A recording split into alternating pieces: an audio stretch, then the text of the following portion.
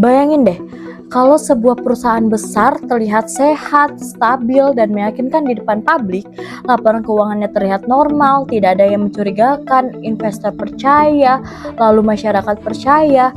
Tapi di balik itu semua, ternyata ada dugaan manipulasi keuangan bernilai ratusan miliar rupiah yang perlahan mulai terungkap.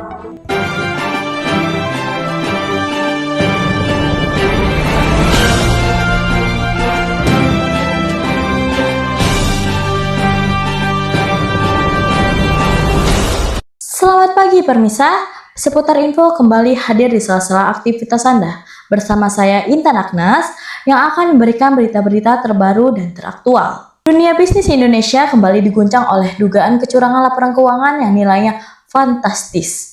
Berdasarkan hasil audit investigasi, ditemukan adanya indikasi fraud atau kecurangan keuangan yang menyebabkan kerugian mencapai lebih dari 371 miliar. Dalam periode tahun 2020 hingga semester pertama 2023.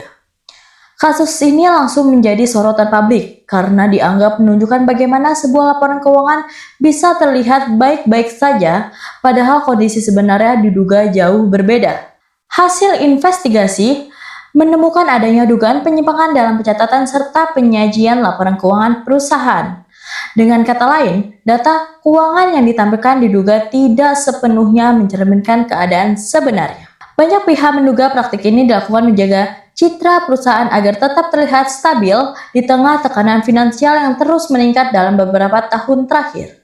Kalau melihat data kerugiannya, angka benar-benar bikin kaget. Pada tahun 2021, perusahaan tercatat mengalami kerugian sekitar 37 miliar. Namun, setahun setelahnya, tepatnya pada tahun 2022, kerugian ini melonjak drastis hingga mencapai 428 miliar. Dan ternyata belum berhenti di situ saja, pada semester pertama tahun 2023, kerugian perusahaan kembali bertambah hingga sekitar 120 miliar. Jika dijumlahkan secara keseluruhan, kerugian perusahaan mencapai sekitar 585 miliar. Yang paling mengejutkan, dari total kerugian tersebut, sekitar 63% lebih diduga berasal dari praktik fraud atau kecurangan keuangan. Artinya, sebagian besar kerugian perusahaan diduga bukan hanya karena faktor bisnis atau kondisi ekonomi, tetapi juga karena adanya penyimpangan dalam pengelolaan dan pelaporan keuangan.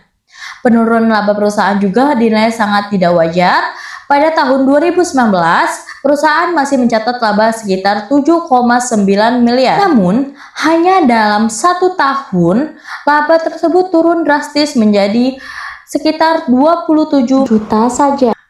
Turunnya mencapai hampir 100%, penurunan ekstrim ini semakin memperkuat dugaan bahwa ada sesuatu yang tidak beres dalam sistem pengelolaan keuangan perusahaan. Para ahli menilai kasus seperti ini biasanya terjadi karena kombinasi beberapa faktor, mulai dari tekanan bisnis yang tinggi, target perusahaan yang sulit dicapai, lemahnya pengendalian internal, sampai kurang efektifnya sistem pengawasan dalam perusahaan. Ketika pengawasan lemah dan tekanan semakin besar, peluang terjadinya manipulasi laporan keuangan menjadi semakin terbuka. Inilah yang membuat kasus fraud keuangan seringkali sulit terdeteksi sejak awal.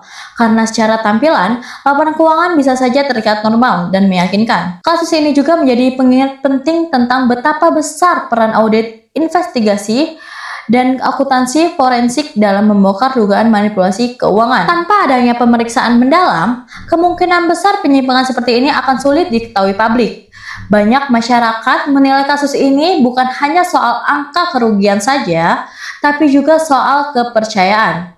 Karena ketika laporan keuangan dimanipulasi, yang dirugikan bukan hanya perusahaan, tetapi juga investor, karyawan, hingga masyarakat yang mempercayai perusahaan tersebut. Demikian informasi yang dapat kami sampaikan. Terima kasih telah menyaksikan dan sampai jumpa kembali pada berita berikutnya.